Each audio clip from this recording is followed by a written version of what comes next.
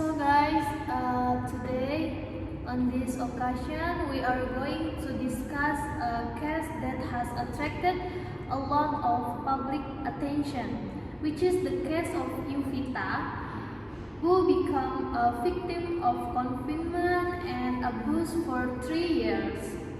This case is very concerning because it shows that violence is not only about physical action, but also include psychology, violence, and unhealthy communication.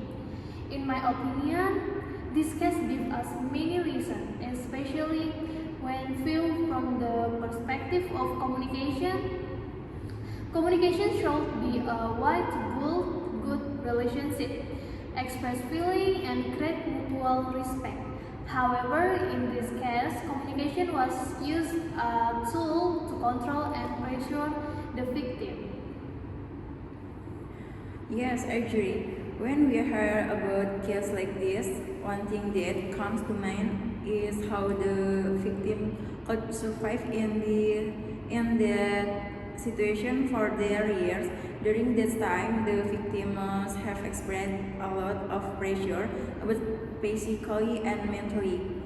In my opinion, one reason why the victim found it difficult to leave the situation was because the perpetrator present fear and made the victim feel powerless when someone continuously receives certain pressure or harmful treatment. Their physiology condition can be affected. The victim might lose confidence, feel confused, and believe that there is no way to get help. That is true. Many people sometimes look at cases like this from the outside and ask, why didn't the victim just leave? Or why didn't the victim ask for help? However, we need to understand that victims of violence can experience complicated psychological condition. And in situations involving violence, perpetrators often ask different ways to control the victims, such as giving threats, limiting relationship with other people, or making the victim afraid of the consequence if they try to fight back. Yes, and this is also related to communication. Many people think communication only means conversations between the people. However, communication has a broader meaning. Attitudes, action, expression, and the way someone treats others are also from communication. In this case, third shooting, restraint, and action that makes the victim feel afraid the examples of negative communication. The message delivered by the perpetrator was not to build a relationship, but to show power and control over victim. When connected to communication ethics, the perpetrator's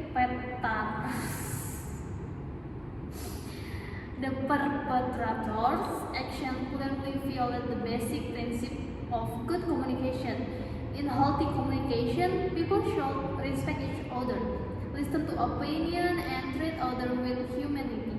Communication should never be used to humiliate, intimidate, or force someone to do something against their will.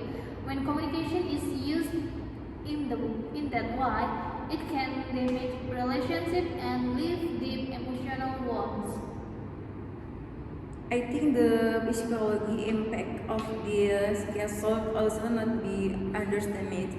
Violence that happens for a long time can make victims experience constant fear. They may find it difficult to trust other people, feel unsafe, and need time to recover emotionally. Besides that, victims may feel that they have lost their freedom because they have lived under someone else's control for years. This shows that violence does not only hurt someone physically, but can also affect how a person sees themselves and the world around them. That is why we should understand the victim's situation. We should not blame victims for what happened to them. The main focus support and helping victims receive protection. Families and close environment also have an important role. Sometimes victims cannot directly ask for help, so attention from people around them is needed to recognize signs of problems. Agree. Society also has a social responsibility. If we see something supposed, such as someone being controlled too much, isolated from others, or showing sign of fear, we should not simply ignore it. Of course, we need to be careful when taking action, but caring about others can become the first step in helping someone who is experienced before. Besides society, the media also has an important role in cases like this. Media can help spread information and increase public awareness that violence can happen around us. However, the media must also maintain ethical standards, give coverage about victims or respect their privacy and psychological condition. The media should not make the victim experience more pressure or trauma. That is right. The media should not only focus on things that attract public attention, but also provide education. For example, explaining how to recognize signs of violence, the importance of reporting, and how society can support victims. By doing this, the media does not only deliver information but also helps create social awareness. When viewed from interpersonal communication theory, this case shows an unbalanced communication relationship. In healthy communication, both sides should have the opportunity to express opinions and feel respect. However, in this case, only one person had control, which was the perpetrator. The victim did not have the freedom to speak or make decisions for herself. This shows that communication had lost its main elements, which are equality and mutual respect.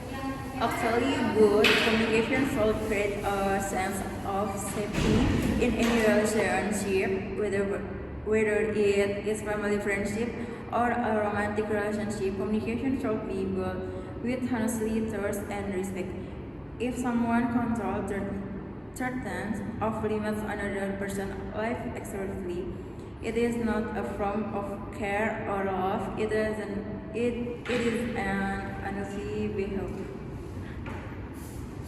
From Yupita class, we can learn many important lessons. One of them is understanding that everyone has the right to feel safe and respect. We also need to learn how to use communication positive. Our word and action can have a big impact on others. Therefore, communication should always be done with empathy and responsibility. The conclusion of our discussion is that Yuvita can show how important communication is in human life. Communication can build positive relationship when used properly, but it can also become a tool to hurt and control others when used incorrectly. Therefore, we should communicate wisely, care more about people around us, and not ignore signs of violence. Hopefully, through this discussion, we can understand the importance of communication and the importance of respecting others. A healthy relationship is not built through fear, but through trust, respect, and support. And hopefully, cases like this will never happen again. Everyone has the right to be treated well, feel safe, and have the freedom to live her life. So, thank you for watching. Bye!